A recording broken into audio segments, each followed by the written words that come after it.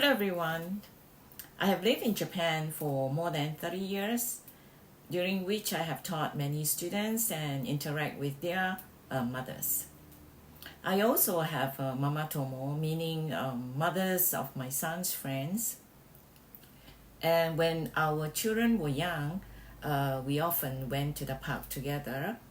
And now that they have grown up, we still occasionally meet for lunch. In this video, I would like to share my thoughts on the differences between Japanese mothers and other Asian mothers. These are based on my personal opinions and observation from many years of living here in Japan. Before we dive in, I would like to share a little about my recent trip with my mother who visited Japan last month. We visited Mitakien, a charming countryside restaurant in the mountains of Tottori Prefecture. The experience was unforgettable, and I hope you enjoyed the stories I will share today as much as I enjoyed that trip. The first difference I notice is in how Japanese mothers praise their children, even when their children don't win first prize or pass an exam. They still offer encouragement like "Ganbatta ne," meaning you did your best. This approach, homete nobasu, emphasizes praise to foster growth, much like in Western cultures. In contrast, Asian mothers, including those from Singapore, where I grew up, are more reserved in offering praise. They have high expectations, often believing that academic success secures a bright future. When I was younger, it was common for us to be scolded or even smacked for not performing well on tests. It wasn't seen as unusual, it was simply the norm. Asian mothers express love by being strict, hoping to push their children to do their best. One of the most striking differences between Japanese mothers and their counterparts in other parts of Asia is the incredible time and effort Japanese mothers put into preparing their children's bento boxes, especially during their kindergarten years. Japanese bento boxes are often colorful and playful, featuring characters from anime, cute animal shapes, or even seasonal designs. Mothers carefully arrange the food to not only be nutritious, but also visually appealing, often shaping rice into characters or using vegetables and fruits to create a fun, balanced meal. These cute and colorful bento boxes are known as keraben, or character bento. It's a cultural practice that goes beyond providing a meal. It's a form of communication and care that mothers use to express love for their children. In contrast, I remember feeling a bit embarrassed about the bentos I make for my son. I always kept it simple, a basic meal to satisfy his hunger. I never paid too much attention to decoration. And to be honest, I always thank God that I had a son, because boys don't tend to compare their bentos as much as girls do. But it is not just the food itself. Japanese mothers are also responsible for making handmade bags for their children. These bags are required for carrying items to and from kindergarten, such as lessons materials, lunch boxes, and sometimes even art supplies. Many kindergartens expect these bags to be handmade, and some mothers take great pride in sewing them themselves. This level of involvement contrasts sharply with what I observed growing up in Singapore. Many mothers there are busy working full-time jobs, and the idea of spending hours on a lunchbox or hand sewing bags just isn't practical. A simple sandwich or a meal bought from the canteen is more common. While the love is still there, it's expressed differently, through making sure their child has everything they need, rather than putting time into presentation or homemade items.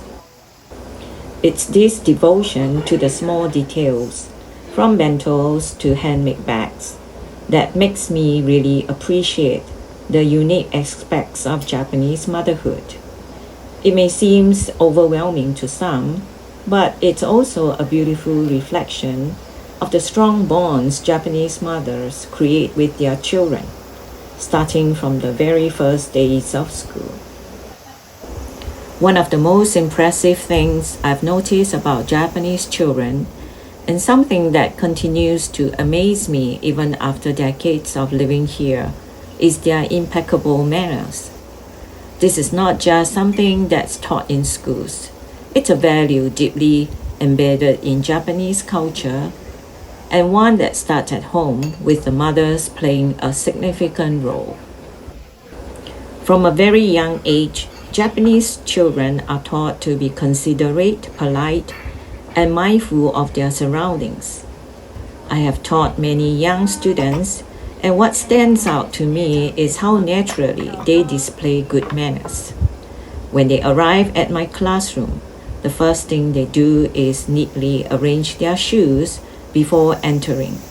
It's a small gesture, but it speaks volumes about the importance of orderliness and respect for shared spaces in Japanese culture. Each child also carries a small waist pouch with a handkerchief inside, which they use to dry their hands after washing them. This is such a typical and yet remarkable habit in Japan, teaching children to take responsibility for their hygiene and ensuring they are always prepared. They don't rely on others to provide them with tissues or towels. They come equipped. It's a simple practice, but it instills self-sufficiency from a young age. Another thing that impresses me is how Japanese children help to clean up after lessons.